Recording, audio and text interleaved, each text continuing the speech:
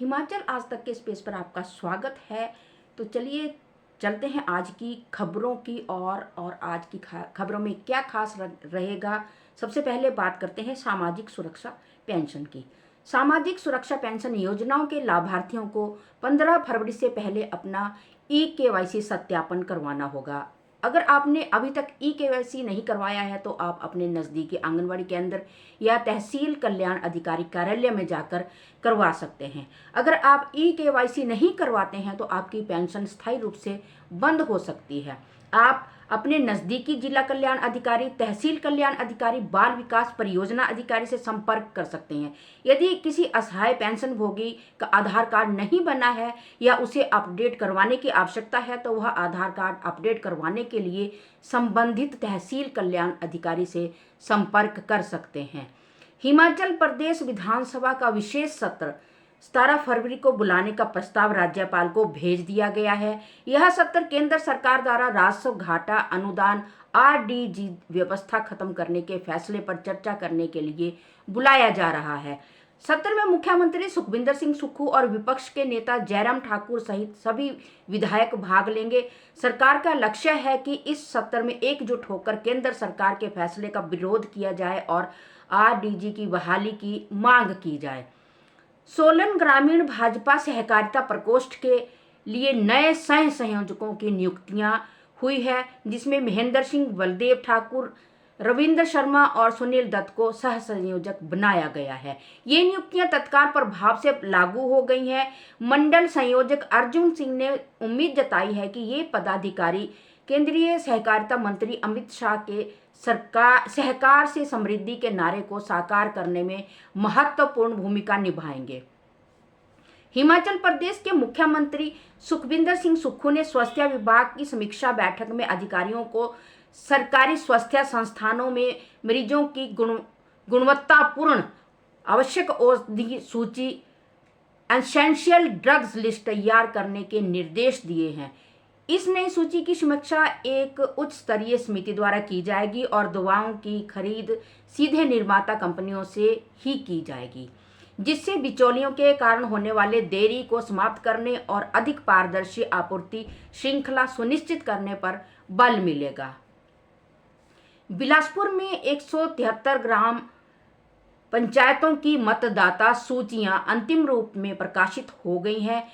इनमें 3,13,888 मतदाता पंजीकृत हैं, जिनमें 1,57,692 पुरुष और 1,56,196 महिला मतदाता शामिल है। 2 ग्राम पंचायतों की सूचियां पुनर्गठन प्रक्रिया पूरी होने के बाद ही प्रकाशित होंगी। फर्जी ई चलान मैसेज के जरिए साइबर ठगी का खतरा बढ़ता ही जा रहा है। ठग व्हाट्सएप और एसएमएस के माध्यम से फेक ई चलान संदेश भेजते हैं, जिसमें ओवर स्पीड, रफ ड्राइविंग या ट्रिपल राइडिंग जैसे उल्लंघनों का हवाला देकर संदिग्ध लिंक या एपीके फाइल क्लिक करने को कहा जाता है। हिमाचल पुलिस के साइबर क्राइम विंग ने पुष्टि की है कि फेक आरटीओ ई चलान स्कैम में एपीके फाइल्स के जरिए व्हाट्सएप अकाउंट हैक हो रहे हैं। इसमें पुलिस ने 29 करोड़ रुपए रिकवर भी कर लिए हैं। तो आपको बता दें कि ये साइबर जो क्राइम बढ़ता जा रहा है, आप सभी से ये आग्रह रहेगा कि आप सचेत रहें और जो लिंक आते हैं उसे क्लिक ना करें, या कोई चालान का मैसेज आता है तो अपने नज़दीकी पुलिस स्टेशन में इसके बारे में पहले जानकारी लें, उसके बाद ही सारी जो डिटेल आपको दी जाती है वहां पहुंचाएं और अगली कार्रवाई करें। तो चलिए चलते हैं अगली खबर की। और हिमाचल प्रदेश के सस्ते राशन के डिपुओं में सरसों के तेल दाम कम हो गए हैं। जो सरसों का तेल है उसके दाम कम हो गए हैं। अब आप इसे 153 रुपये प्रति लीटर के हिसाब से खरीद सकते हैं। यह राहत एनएफएसए और एपीएल राशन कार्ड धारकों को मिलेगी। तेल के दाम 7 रुपये तक कम हुए हैं। हिमाचल प्रदेश राज्य बिजली बोर्ड ने स्मार्ट मीटर का काम शुरू कर दिया है, जिससे उपभोक्ताओं को बिजली खर्च का मैसेज हर 15 मिनट बाद मिलेगा। इससे गलत बिलिंग की समस्या से राहत मिलेगी और बिजली की आपूर्ति बाधित होने की जानकारी भी बिना शिकायत के अधिकारियों तक पहुंच सकेगी। बोर्ड ने 7.5 लाख स्मार्ट मीटर स्थापित कर दिए हैं। जिला सिरमौर के नाहन में पकड़ी गई उज्बेकिस्तान की युवती के मामले ने सुरक्षा एजेंसियों की चिंता बढ़ा दी है। युवती नेपाल की वीज़ा लेकर पहले नेपाल पहुंची और वहां से गैर कानूनी तरीके से भारत में दाखिल हो गई। उसके पास भारत में प्रवेश के लिए कोई वैध वीज़ा नहीं था और उसने दिल्ली से फर्जी आधार कार्ड भी बनवा लिया था। पुलिस ने युवती का पासपोर्ट जब्त कर लिया है और मामले की जांच शुरू कर दी है। अदालत ने युवती को 18 फरवरी तक न्यायिक हिरासत में भेजने के आदेश दिए हैं। अब तक की जांच में युवती द्वारा किसी प्रकार की आपराधिक गतिविधि या सुरक्षा के लिए खतरे से जुड़ा कोई इनपुट सामने नहीं आया है।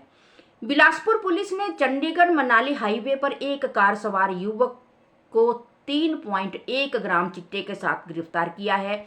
युवक की पहचान शरीफ मोहम्मद उर्फ नीटू निवासी अपर खैरिया डागर बामटा तहसील सदर बिलासपुर के रूप में हुई है। पुलिस ने आरोपी के खिलाफ NDPS एक्ट के तहत मामला दर्ज कर आगे की जांच शुरू कर दी है।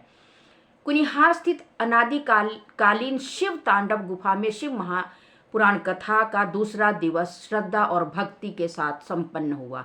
आचार्य बलवंत शांडिल द्वारा सुनाई गई दिव्या कथा का श्रवण करने के लिए बड़ी संख्या में श्रद्धालु पहुंचे और वातावरण को शिवमय बना दिया। कथा के दौरान भजनों का आनंद लेते हुए श्रद्धालुओं ने हर हर महादेव के जय घोष से वातावरण को गुंजा दिया।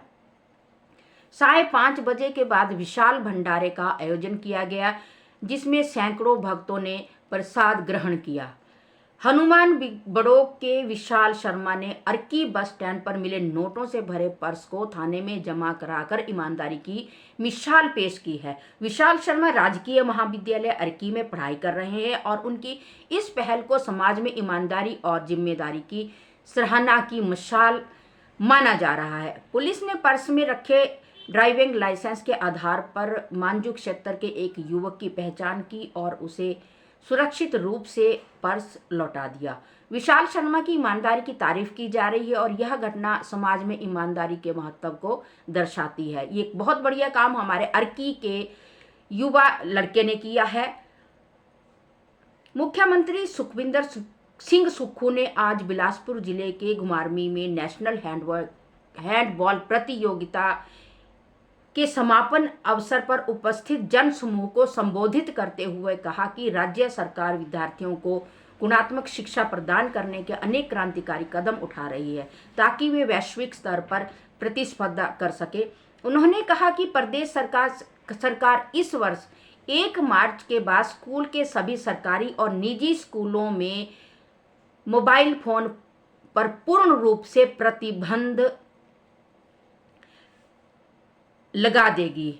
यदि किसी विद्यार्थी के पास मोबाइल पाया गया तो उस पर 500 रुपए का जुर्माना लगाया जाएगा, मोबाइल जब्त कर लिया जाएगा और उसके माता पिता को स्कूल में बुलाकर समझाया जाएगा। बार बार नियम तोड़ने पर तय SOP की जाएगी। SOP के तहत अनुशासनात्मक कार्रवाई की जाएगी, जिसके लिए शिक्षा विभाग जल्दी ही मानक प्रक्रिया तैयार करेगा। उन्होंने कहा कि अक्सर देखा गया है स्कूल में लंच टाइम में बच्चे मोबाइल में व्यस्त रहते हैं, जिससे वह पढ़ाई पर ध्यान केंद्रित नहीं कर पाते हैं। हिमाचल कांग्रेस महिला अध्यक्ष जैनब चंदेल को सरकार ने हिमाचल प्रदेश बाल कल्याण परिषद महासचिव नियुक्त किया गया है और ये नियुक्ति 3 साल तक के लिए है। तो चलिए करते हैं बात मौसम की। हिमाचल प्रदेश में 9 फरवरी से फिर बारिश और बर्फबारी की संभावना है। पश्चिमी विक्षोभ के प्रभाव से 9 और 10 फरवरी को राज्य में येलो अलर्ट जारी किया है। ऊंचे क्षेत्रों में बर्फबारी और निचले क्षेत्रों में बारिश हो सकती है। इसी के साथ इसी बुलेटिन की यही समाप्ति करते हैं और आपसे यही आग्रह करते हैं कि आप हमारे बुलेटिन को ज़्यादा से ज़्यादा लाइक करें, कमेंट करें और शेयर करें। और जैसे कि आपको बताया है, यूट्यूब पर भी हमारा बुलेटिन आता है। हिमाचल के यूट्यूब चैनल को भी आप सब्सक्राइब करें ताकि यूट्यूब चैनल पर के माध्यम से आप तक जो हिमाचल आज तक की सभी खबरें हैं पहुंच सके। इसी के साथ मैं शहनाज भाटिया अपने सहयोगी पवन कुमार सिंह के साथ आप तक जो खबरें पहुंचाते हैं, इसमें पवन कुमार सिंह का भी सहयोग रहता है। जय हिंद, जय हिमाचल।